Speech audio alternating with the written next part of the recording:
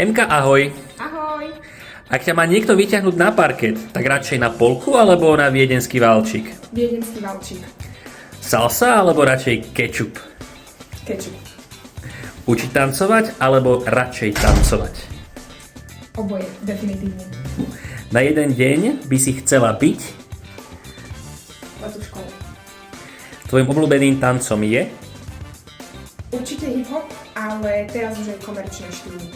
Radšej pribrať z talianskej alebo slovenskej kuchyne? Milujem jedlo, ale talianská kuchyňa.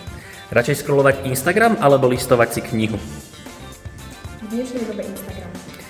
Na stage radšej s Michaelom Jacksonom alebo Arianou Grande? Michael Jackson, klasika.